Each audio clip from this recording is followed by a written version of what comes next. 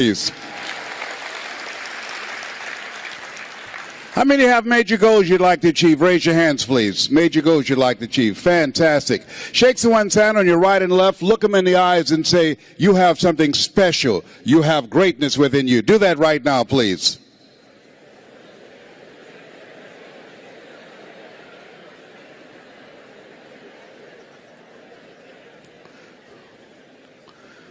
Very good. I like to ask audiences how many have major goals you'd like to achieve. And I want to ask you another question, because I've been reflecting on this. Last year I had a reoccurrence of the little c, cancer. 15 years ago I was diagnosed with prostate cancer and given a 2 to 3 year prognosis. One of the things I think that doctors should never tell someone they're terminally ill, what they should say is, my knowledge and ability to help you has terminated.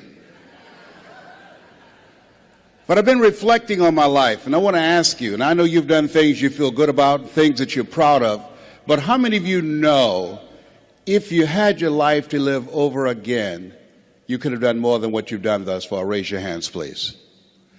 That proves the point that what we do and what we accomplish in life is only a tip of the iceberg of what's possible for us.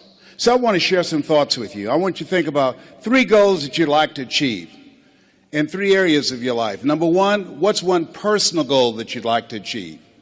Why don't you think about that? My first personal goal was to buy my mother a home. I'm one of 7 children that my adopted mother adopted. And I feel like Abraham Lincoln, who said, all that I am and all that I ever hope to be, I owe to my mother. She was a domestic worker on Miami Beach in the United States, and she cleaned homes and she kept children. And we wore the hand-me-down clothes of the children that she kept. She cooked for families, and we ate the food left over from the families that she cooked for. These were very kind and generous people. They would say, Mamie, whatever food is left over, you can pack it up and take it home to those children that you have adopted. And I used to walk around these big, beautiful mansions, and I'd say, Mama. And she said, what is it, Leslie? When I become a man, I'm going to buy you a big, beautiful home, just like this. How many have somebody special you'd like to do something for? Raise your hands, please. Very good. We're going to show you how you can make that happen. Now I want you to think about your financial goals, growing your business, advancing your career, taking your life to the next level. I want you to think about the goals that you've set for yourself, why you've invested in yourself and being here. And whatever the goals are that you've set for yourself, and I hope you've raised the bar on yourself, I want you to multiply it 100-fold. I found that most people fail in life not because they aim too high and miss. I found that most people fail in life because they do what I did for most of my life, aim too low and hit. And many never aim at all. Now I want you to think about your social contribution. What will be different because you showed up? Horace Mann said we should be ashamed to die until we've made some major contribution to humankind. One of the goals I have is reduce the number of women who die from breast cancer. My mother was a 22-year breast cancer conqueror. How many men over 40? Raise your hands, please. Men over 40. Very good. One of the goals every time I speak, I encourage men to get their PSA test, which stands for prostate-specific antigen, and their digital rectal examination. And I'll be glad and they can check our prostate by looking in our ears. You know, it's got to be a better way. I'm turning red as I talk about it, but you can't see it.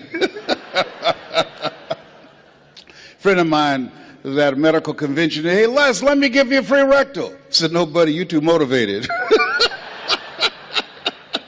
Homie, don't roll like that, you know. One of the goals I have is teaching people how to tell their story, how to grow their business, be the voice of their business, how to improve their customer service, how to develop their leadership voice, how to go from being local to being global. I want you to think about the things that you want to do with your life, the kind of impact that you want to make. And as you think about those 3 categories, let us say together with conviction, it's possible. Together, please. Everybody together, please. Say it's possible. You know, the easiest thing I do is come up here prepared to speak for you.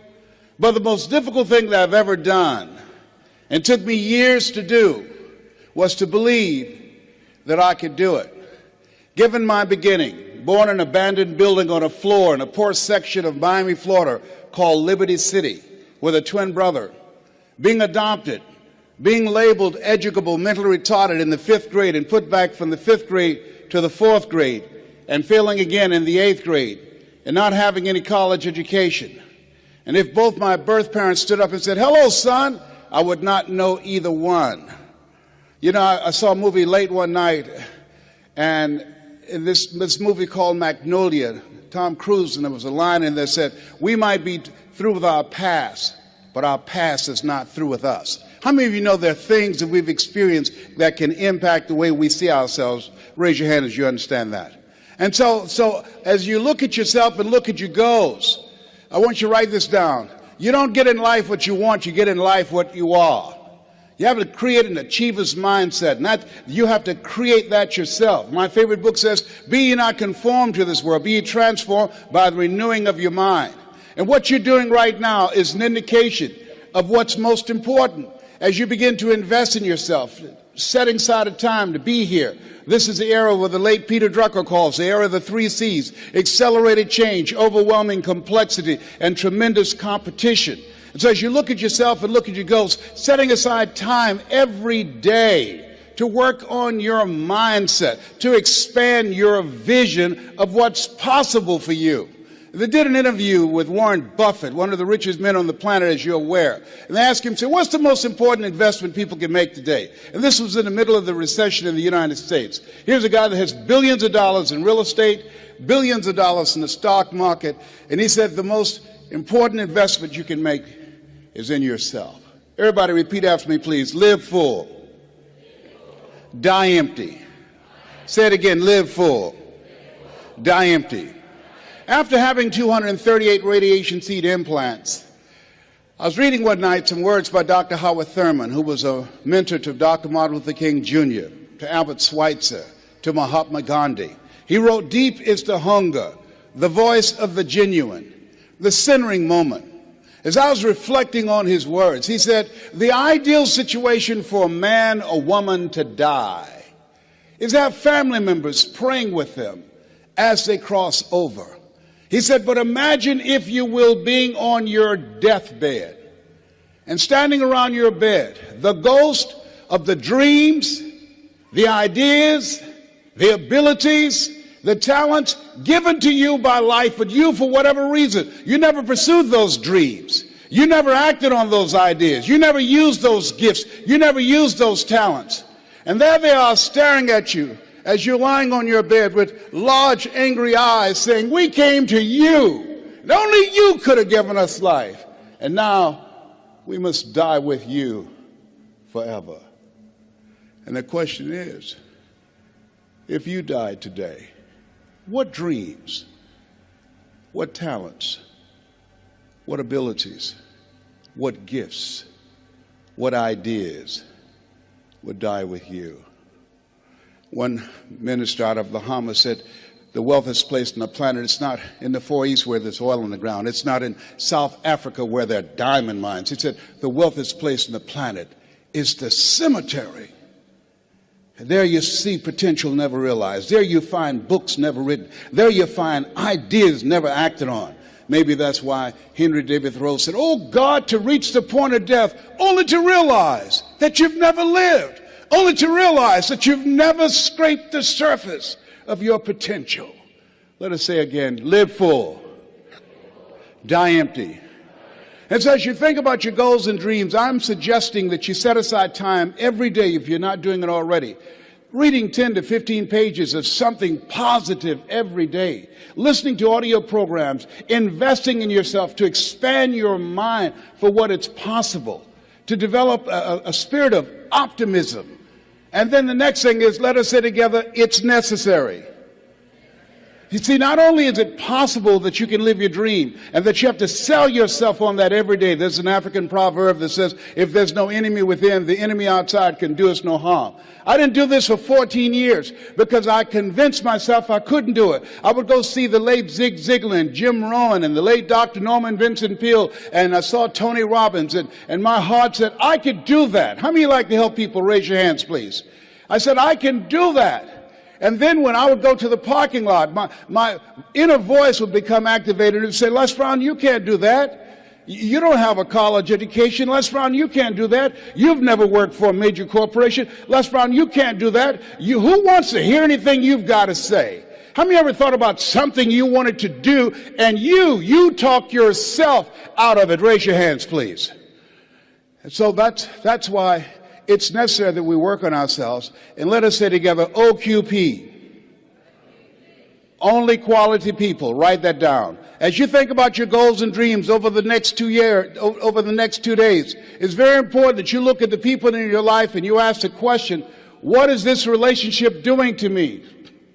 MIT did a study. The study indicated that you earn within $2,000 to $3,000 of your closest friends. Whoa, when I heard that, I got a lot of broke people out of my life. My mama said, son, if you run around with 9 broke people, I guarantee you'll become number 10. Dr. Dennis Kimbrough out of Atlanta said, if you're the smartest one in your group, you need to get a new group. So as you think about your goals and dreams, detoxify your life. Les, can I change them? No. It's a full-time job changing yourself. And there's some people that's so negative they can walk into a dark room and begin to develop.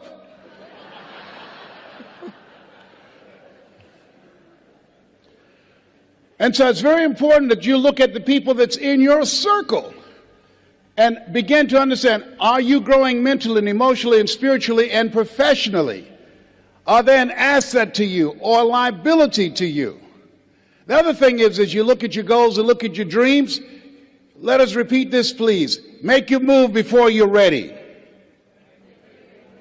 Yeah, write that down. See, I said, well, I don't have a college education. I don't have any paper or alphabets behind my name.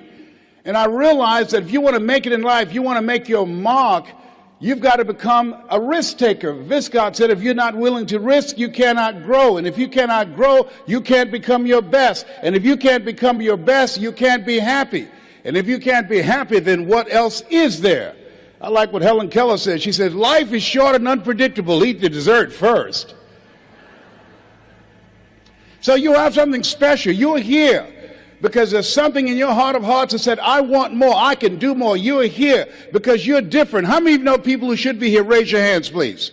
Yeah, so you're here because you're different. You're uncommon. One man said, I choose not to be a common man. It's my right to be uncommon if I can. I seek opportunity, not security. I do not wish to be a kept citizen, humbled and dulled by having the state look after me. I want to take the calculated risk, to dream and to build, to fail and to succeed. I refuse to live from hand to mouth. I prefer the challenges of life to the guaranteed existence, the thrill of fulfillment to the still calm of utopia. I will never cower before any master, nor bend to any threat. It's my heritage to stand erect, proud and unafraid, to face the world boldly and say, this I have done. Give yourselves a round of applause for having an uncommon desire to reach your goals, to achieve something great with your life.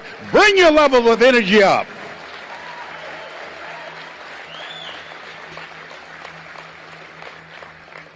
So as you look at yourself, not only must we begin to upgrade our relationships, but the other thing is, as you look at your goals and look at your dreams, write this down. You will fail your way to success. See, 85% of people allow their fear of failure to outweigh their desire to succeed. You're going to make some mistakes, and it's okay. Anything that's worth doing is worth doing badly. It's worth doing right if you know how to do it, but if you don't know how to do it, it's worth doing badly until you get it right. You have to be willing to experiment with life. I've done a variety of things and I had absolutely no idea I have the ability to do those things. Here's what I can say about you, and I don't even know you. You've got greatness within you, but you will not discover your greatness in your comfort zone. You've got to be willing to get outside of your comfort zone, because in order to do something you've never done, you've got to become someone you've never been. And most people, they go to their graves with their greatness still in them. Maybe that's why one woman said in a moment of anguish, what if you live your whole life only to discover that it was wrong? Here's something else as you think about your goals and dreams. What's your why? Why do you want to do it? What drives you? This is my mother.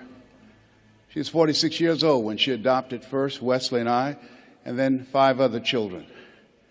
And she was a driving force in my life. Which one am I? On the right or the left? I'm the cute one. Which one am I now? I'm the one on the left, all right? Yes, indeed. And as you think about your goals and dreams, think about somebody that you love, that inspired you, someone that you love, that you admire. And I think about my background, and this is Wesley and I eating sugar cane. And you see, we were not born with a silver spoon in our mouths. Do y'all eat sugar cane here in Australia? Anybody ever had sugar cane? Most of you have not. Just 2 people here. Yeah, it's sweet. It's interesting. Well, you know, we were born in the area of Florida where you eat sugar cane. Donald Trump, father gave him $200 million to become successful. How many of you know if I give you $200 million, you got a good shot at becoming successful? Raise your hands, please. My mama gave us 2 pieces of sugar cane, and we had an advantage. The room always get quiet when I say that. Donald Trump was born with a silver spoon in his mouth. If you had a choice between eating a silver spoon and eating sugar cane, which one would you eat? Sugar cane? I told you we had an advantage. That's what I'm talking about. And then I met someone who changed my life. See, what we do and what we accomplish in life is a result of the story we believe about ourselves. And I met this friend. I was a disc jockey at the time. And he said, Les Brown, you're more than a disc jockey. Les Brown, you're more than a paycheck. Les Brown, you can do more. How many of you had somebody see something in you didn't see in yourself? Raise your hands, please. And I couldn't see it at the time. But he continued to talk to me. Faith comes by hearing and hearing and hearing. And eventually I became an entrepreneur. I began to book concerts, and not just doing a radio show, but I invited entertainers to come to town. And these little guys came in 1973. There I am standing in the back. That's Michael Jackson there at 10 years of age in 1973. I didn't know who they were going to become. They didn't know who I was going to become. The hand that you shook in the audience, you have no idea whose hand you just shook. You don't know who they are. Eye has not seen, ear has not heard, nor has entered the heart of mankind what God has in store for that person whose hand you just shook. That person, they have greatness within them, and you have greatness within you. And to prove it, you were chosen 1 out of 400 million sperm. There's something in you. And God said, I want you, I want you, I want you, I want you. There's something you have that the world needs now. If you don't give it to us, we will all be deprived. And so as you think about your goals and dreams, how many of you like to make a difference in your community? Raise your hands, please. You have the ability to do that. I ran for the Ohio legislature. Had no idea I had the ability to do that. Passed 14 bills my first term. You have greatness within you. You can make more impact than you can ever begin to imagine when you're willing to challenge yourself. Let us say together, leap. Everybody together say leap. And grow your wings on the way down. Yeah, see, one of the things about life, you're going to get hurt. You're going to make some mistakes. You're going to fail your way to success. But you got to be willing to experiment. You got to be willing to push yourself. You got to be willing to challenge yourself by putting yourself in a perpetual state of discomfort. And so, but things happen in life. When you have goals and dreams, things happen. I had no idea. Midway of my 3rd term, my mother became ill. She was diagnosed with breast cancer. And my brothers and sisters called me and said they're going to put her in a nursing home. And I said, no. They said, we thought you would say that. We've interviewed the best nursing homes in Dade County. I said no. So I had a problem. How can one woman raise 7 children who couldn't take care of themselves, but 7 grown people couldn't take care of one woman? I had a problem with that. And I said no.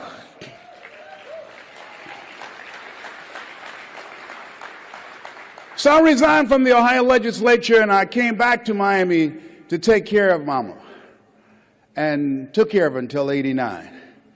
And there are things, as you have your goals, things are going to happen to you that you can't anticipate. Some of you are in the eye of the storm now. Things are going to happen. And don't say, well, why does this have to happen to me? Why not you? Who would you suggest? You want to give us some names or email addresses? That's really what I said the second time I got cancer. They had told me the cancer had metastasized to 7 areas of my body. I started laughing. He said, why are you laughing? Are you in denial? I said, no, I feel like Mother Teresa. He said, what do you mean? She said, Lord, I know you know how much I can bear. I just wish you didn't have so much confidence in me.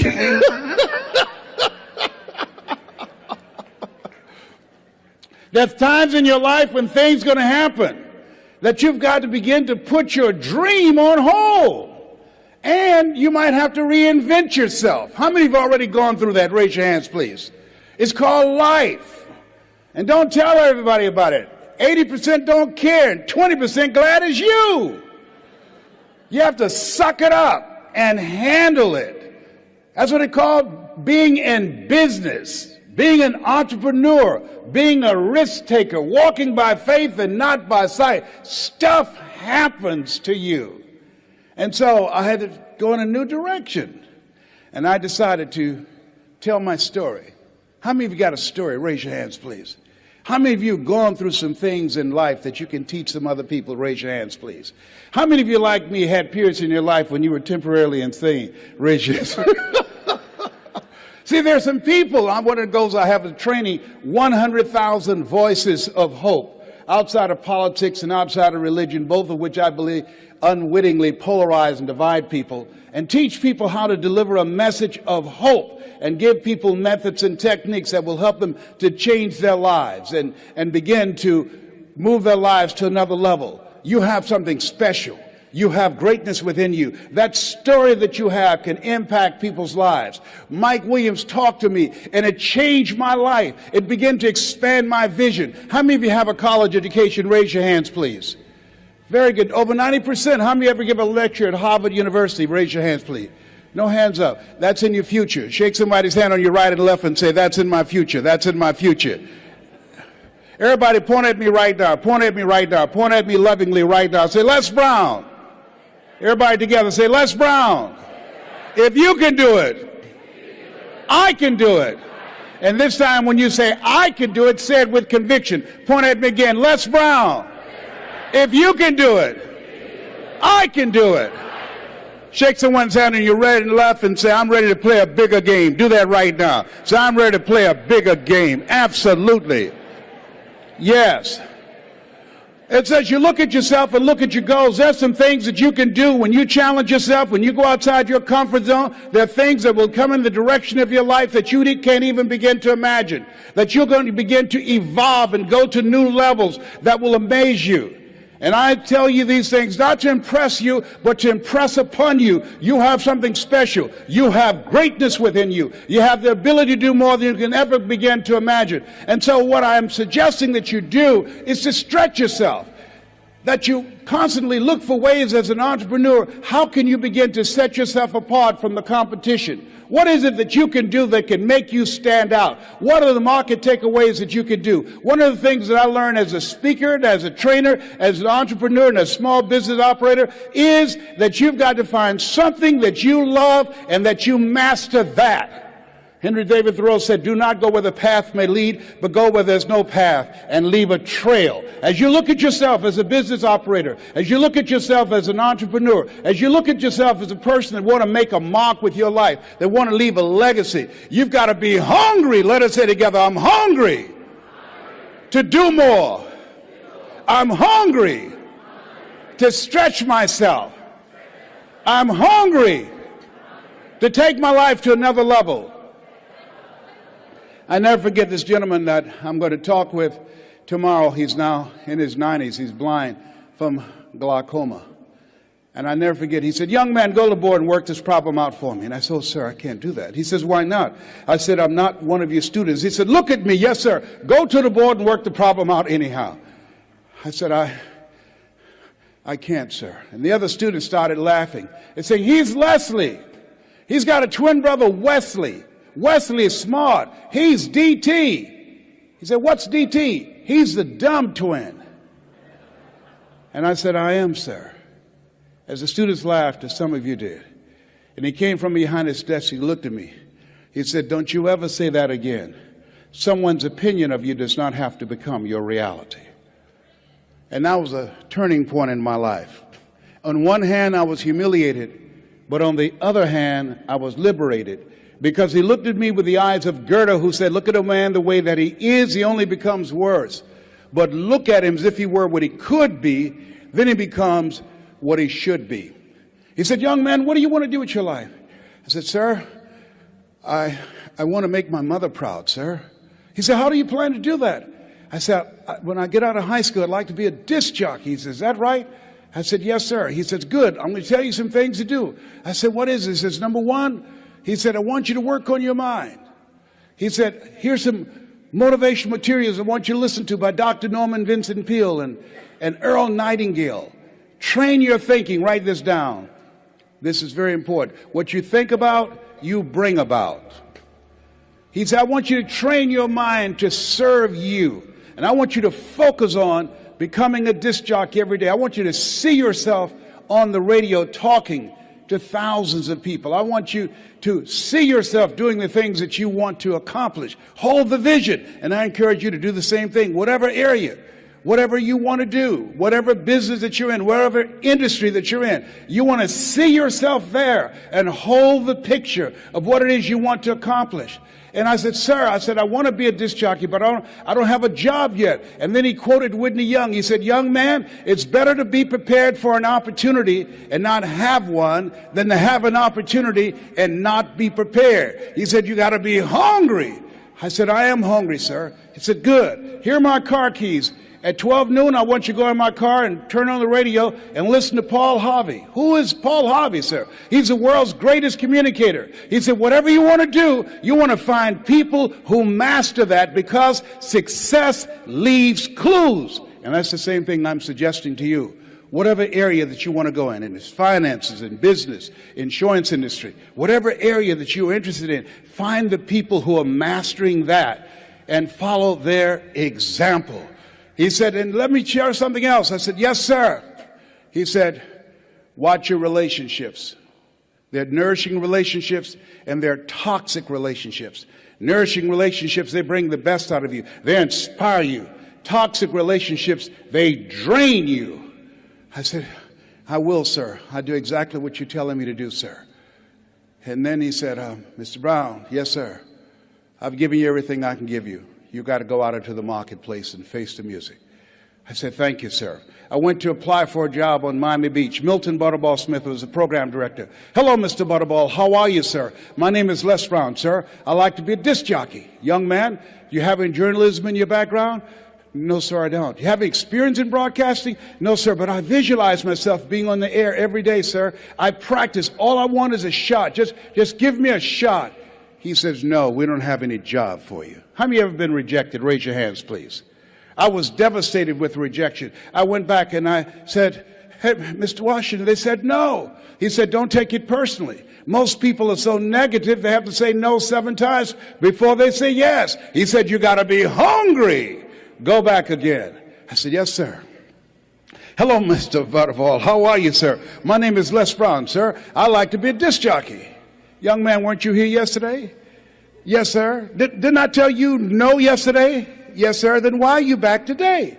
Well, sir, I didn't know whether or not somebody was laid off or somebody was fired, sir. Nobody was laid off or fired. Now get on out of here. I came back the next day. Hello, Mr. Butterball. How are you, sir? My name is Les Brown, sir. I like to be a disc jockey. I know what your name is. Weren't you here the last 2 days? Yes, sir. Didn't I tell you no the last 2 days?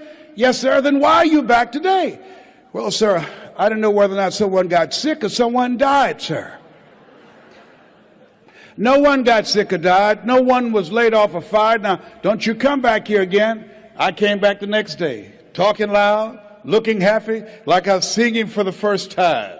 I said, hello, Mr. Butterball. How are you? He looked at me with rage. He says, go get me some coffee. I said, yes, sir.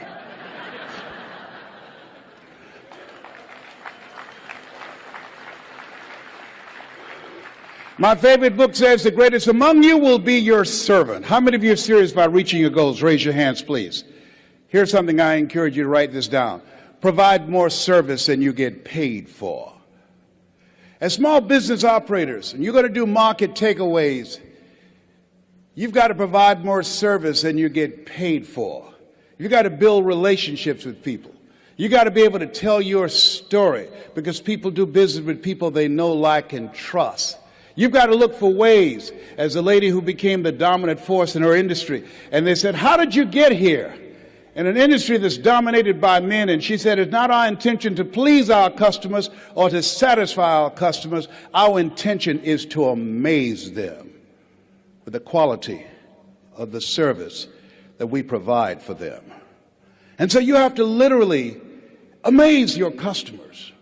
Go above and beyond as you begin to anticipate what their needs are and look for ways in which you can begin to impact them. And so as you look at your goals and dreams, the people that are willing to do that are hungry. He said, Mr. Brown, go face the music. I went to apply for this job 3 different times. They said no. Finally, they asked me to become the errand boy for the disc jockeys. I'd go get their lunch and their dinner, and I'd stand in the control rooms knowing my time would come. Let us say together, my time will come. And on the weekends, they would come out to the parking lot, and their cars be waxed and clean, inside out. They said, hey, who did this? Write this down. Give before you ask. Give before you ask. I was just trying to get my foot in the door. I wanted to establish a reputation of being a go-to person, a person of resourcefulness, a person that's relentless and unstoppable, a person that can get things done. I said, I did, sir. How much you charge? Nothing, sir. I just wanted to help out. I was building relationships. People do business with people they know, like, and trust. Look here. Donna Ross and the Supremes are coming to town. The Four Tops and the Temptations. Here are my car keys. Pick them up and take them to the Fontainebleau Hotel on Miami Beach. It'll be my pleasure to serve you, sir. I was driving these entertainers in the disc jockeys' big long Cadillacs. I didn't have any driver's license, but I was driving like I had some. Then one day, it was a Saturday afternoon, a disc jockey by the name of Rockin' Roger was drinking while he was on the air. Rockin' Roger got so drunk, he could not complete the show. He began to stutter his words. He was about to fall off the chair. It was a Saturday afternoon, and I was the only one there, looking at him through the control room window, walking back and forth, young, ready, and hungry. I was saying, drink, rock, drink. Drink, rock. I'd have gone and get him some more if he'd asked me to. Then pretty soon the phone rang. It was the general manager and answered the phone. I said, hello? He said, young boy, this is Mr. Klein. I said, I know. He said, Rock can't finish his program. I said, I know. He said, would you call one of the other DJs in? I said, yes, sir. I hung the phone up. I said, now he must think I'm crazy. I called my mama and my girlfriend, Cassandra. I said, y'all come out on the front porch and turn on the radio. I'm about to come on the air.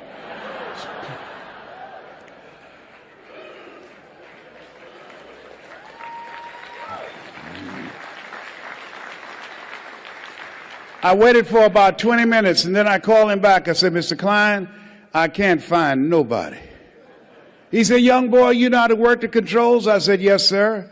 He said, go in there and segue the records, but don't you say nothing here. I said, yes, sir. I couldn't wait to get old Rock out of the way. I put on a fast record. I said, look out, this is me, LB Triple P, Les Brown, your platter playing papa. There were none before me, and there will be none after me. Therefore, that makes me the one and only. Young and single and love to mingle, certified, bona fide, indubitably qualified to bring you satisfaction and a whole lot of action. Look out, baby, I'm your love man. I was hungry. Get the old man a round of applause. I was hungry.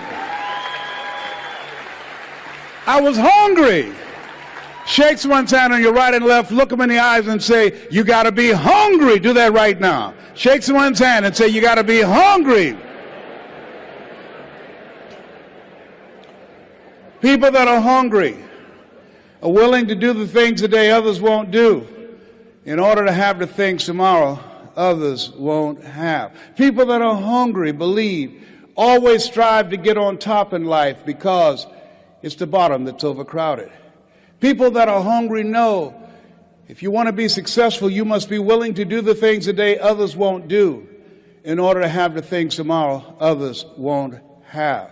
I didn't do what I'm doing right now because it was hard. How many of you decided not to do something because it was hard? Raise your hands, please. I want you to write this down. If you do what is easy, your life will be hard. Complain, point at your circumstances, give up your power, blame the government, blame the economy. If you do what is easy, your life will be hard. But if you do what is hard, your life will be easy. It's hard to make a radical change in your behavior. It's hard to take ownership. It's hard to swallow the bitter pill that wherever you find yourself, at some point in time, you made an appointment to be there. That's hard. That's hard. If you do what is easy, your life will be hard. But if you do what is hard, your life will be easy. I don't know what your goals are. I don't know what you want to do with your life. Here's what I know about your being here. That there's something in you that waits and listens to the voice of the genuine in yourself. It will be perhaps the only guide you will ever have. And if you cannot hear it, all of your life, your days will be spent on the ends of strings that somebody else pulls. And I submit to you, the reason that you're here is that in your heart of hearts, you've said, I'm going to pull my own strings. I say to you, the reason that you're here is something about you that says, I'm going to control my own destiny. There's something about you that when you pointed your fingers at your circumstances, you realized you had three pointing at yourself. So I want to dedicate something to you that my mother loved to hear me say. Mama was a 22-year breast cancer conqueror. I want to dedicate this to you, to the achiever in you, to the greatness in you, to the unexpressed gifts, talents, and abilities that you have in you that's hungry to get out. And it says simply this. Leslie, yes, ma'am, Mama. Say that thing for me, boy, that it makes me feel good. It says simply this. If you want a thing bad enough to go out and fight for it, to work day and night for it, to give up your time, your peace, and your sleep for it, if all that your dream and scheme is about it, and life seems